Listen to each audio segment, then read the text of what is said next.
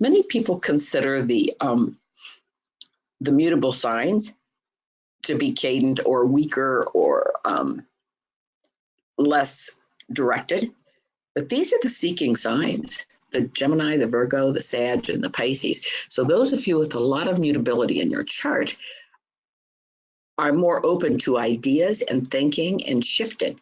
It's really easier for the mutable signs to make that shift than the fixed signs.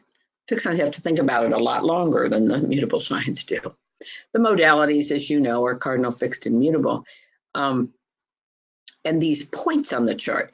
So when you look at the chart, you want to look at, is there more cardinal energy? Is there more fixed energy? Is there more mutable energy?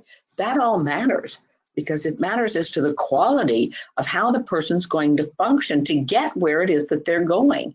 It's wonderful to be theoretical, but it's very important to help a person understand what they need to do to get where they're going.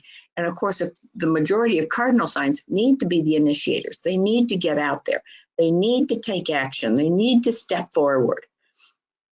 If the sun is cardinal.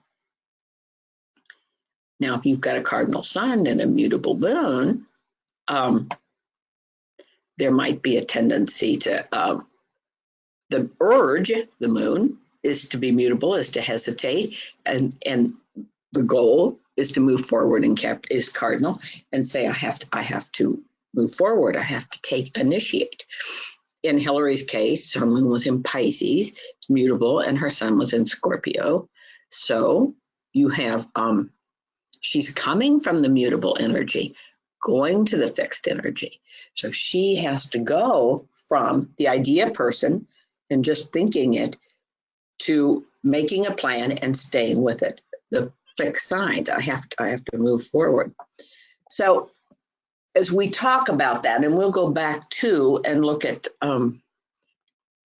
Hillary's, I'll show you why I chose that chart in just a minute, but there were a lot of charts you could pick. Additional information about the soul journey. Are there planets at the bendings of the nodes? And of course, what are the bendings of the nodes? It's actually the squaring point of the nodes. You use a 5-degree orb with the nodes. That's what I use. So I'm making an assumption there. Is there any planet squaring the nodes? Well, again, you have to look at the axis of your nodes. And so if your nodes are in fixed signs, let us say they're in Taurus, Scorpio, then we have to look in Leo, Aquarius and say, are there any planets squaring it within a 5-degree range of degree? In the cardinals, if they were in Cancer, Capricorn, mine are in Cancer, Capricorn, then I would look at Aries and Libra and say, are there planets there within 5 degrees that would be in square to my nodes? And the same thing, if you were Virgo, Pisces, you'd be looking at Gemini, Sag. So that's the squaring sign. That's not new to most of you. However, if they're in Taurus, Scorpio, and it's squaring in Leo, the planet position, you're like, okay, so the planet is square the nodes. Which node does it square? Good question. Because people talk about the bendings of the nodes, and then it's either north node attached or it's south node attached. You're like, how do I know? How do I know which is which? And is that important? Well, let me tell you that in the 1970s, when I actually spoke on this at an AFA conference 100 years ago,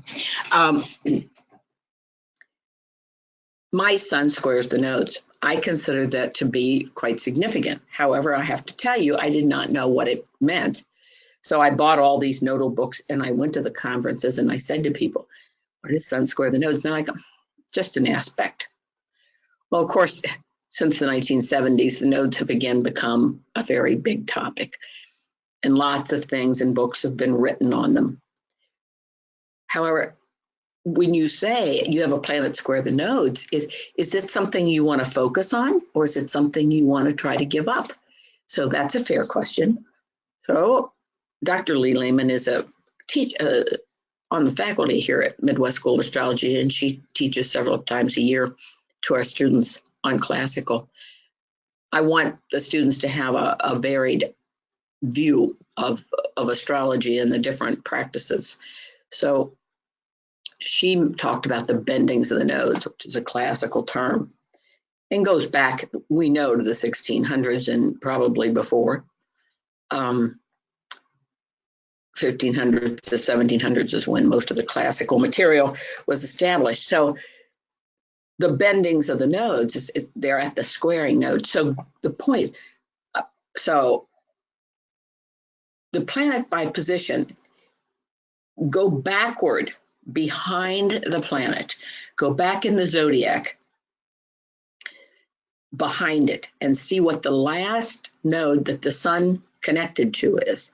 If you had the north node in Taurus and the south node in Scorpio, and you had a planet in Leo, then you would go backward in the zodiac to what was the last node, because that's the planet, that's where its allegiance is, that's where its connection is to. So if this is the north node, then that planet is at the north node bendings, which if the north node, we go back to our basic principle, the north node is growth, it's expansion. You know, the nodes were considered to be, in ancient astrology, the symbol of the dragon. And the dragon was a symbol of wisdom and growth and to being fortuitous and blessed. So the dragon's head would be the north node, because that's where the dragon fed. That's where he got new information. That's where he got his nourishment, was through the north node. And of course, then after he processed all that food, he eliminated it out the back end, which all life does, called the south node. And so the south node is that which we have digested and we've learned. And so it says, I need to do less of this. I need to do less of the south node. I need to do more of the north node. So in the case of our example, we have a planet in Leo and it's attached to the north node. Whatever that planet is needs more